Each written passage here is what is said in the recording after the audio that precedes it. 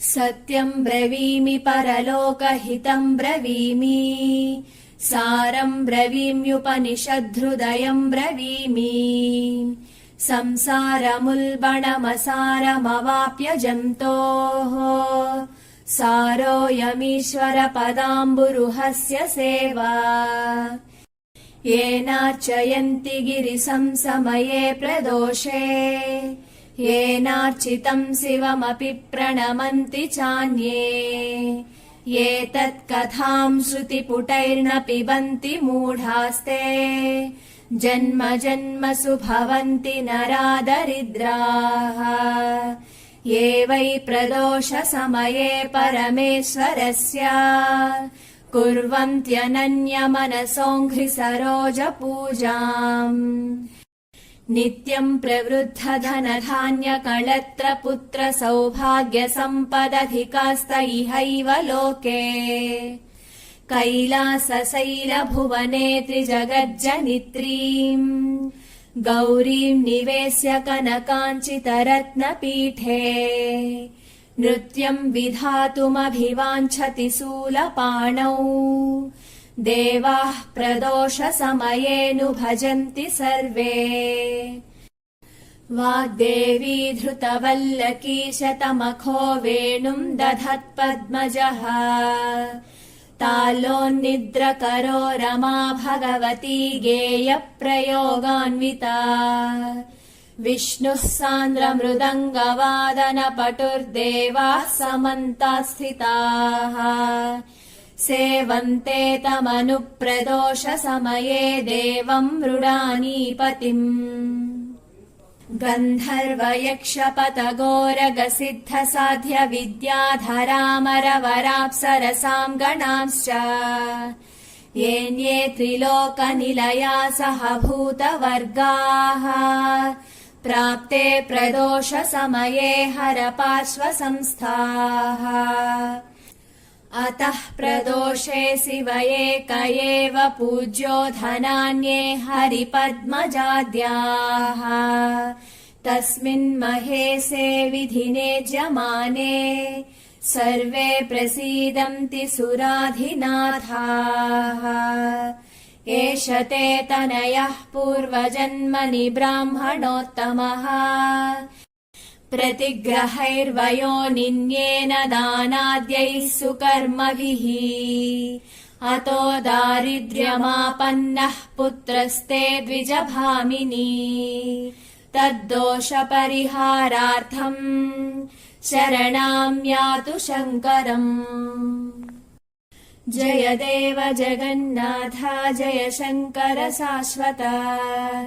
जय सर्वसुराध्यक्षा जय सर्वसुरार्चिता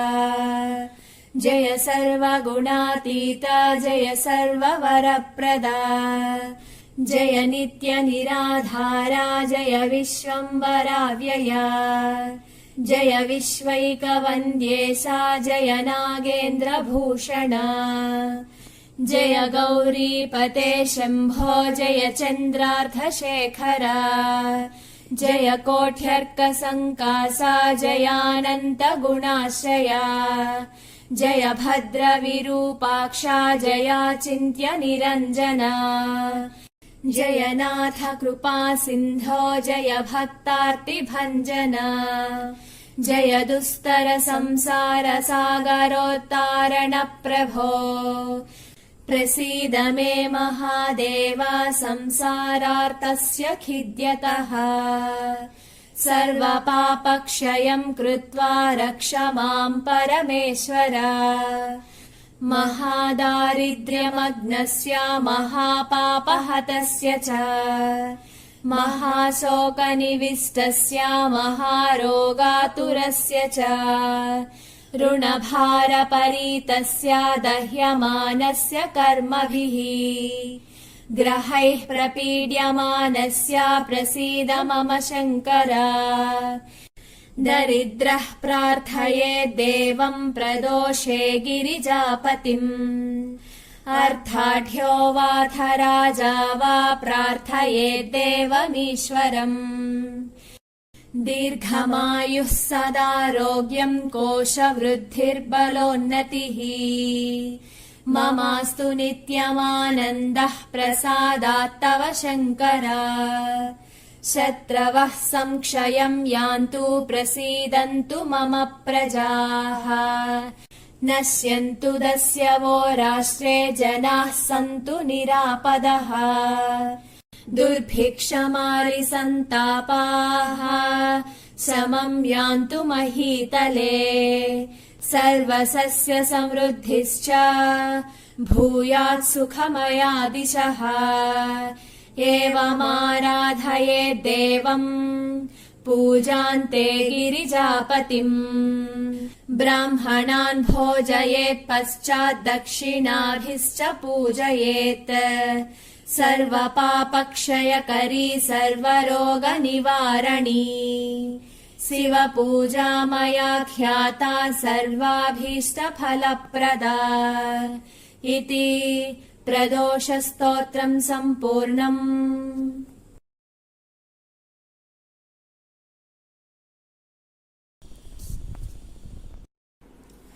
जयफालनयन श्रितलोलनयन सितशैलनयन शर्वा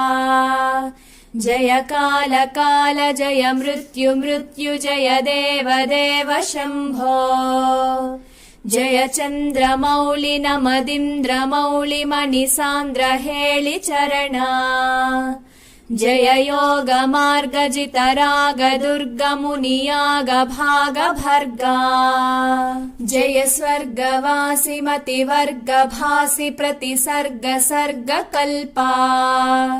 जय बन्धु जीव सुम बन्धु जीव समसान्ध्य राग जूटा जय चण्ड चण्ड तर ताण्डवोग्र भर कम्पमान भुवना जय हार हीर घन सार सार तर शारदाभ्ररूपा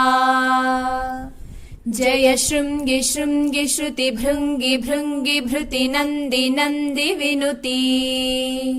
जय काल कण्ठ कल कण्ठ कण्ठ सुर सुन्दरी स्तुतश्री जय भावजात समभावजात सुकलाजित प्रियाह्री जय दग्ध भाव भव स्निग्ध भाव भव मुग्ध भाव भवना जय रुण्डमालि जय रूक्ष वीक्ष रुचिरुन्द्र रूप रुद्रा जय नासिकाग्र नयनोग्र दृष्टि जनिताग्निभुग्न विभवा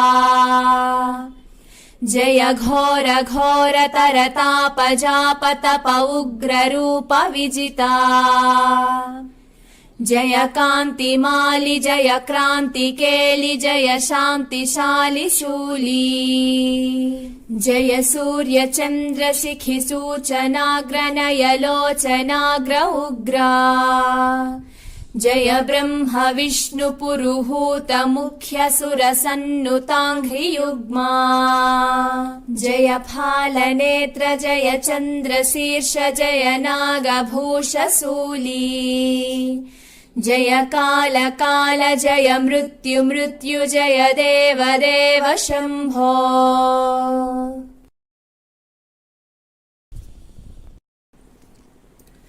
विश्वरूपिणि सर्वात्मे विश्वभूतैकनायकी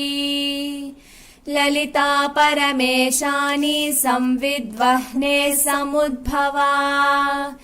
अनङ्गरूपिणि परे जगदानन्ददायिनी ललिता परमेशानि संविद्वह्ने समुद्भवा ज्ञात्वज्ञानज्ञेयरूपे महाज्ञानप्रकाशिनी ललिता परमेशानि संविद्वह्ने समुद्भवा लोकसंहार रसिके कालिके भद्रकालिके ललिता परमेशानि संविद्वह्ने समुद्भवा लोकसंत्राण रसिके मङ्गले सर्वमङ्गले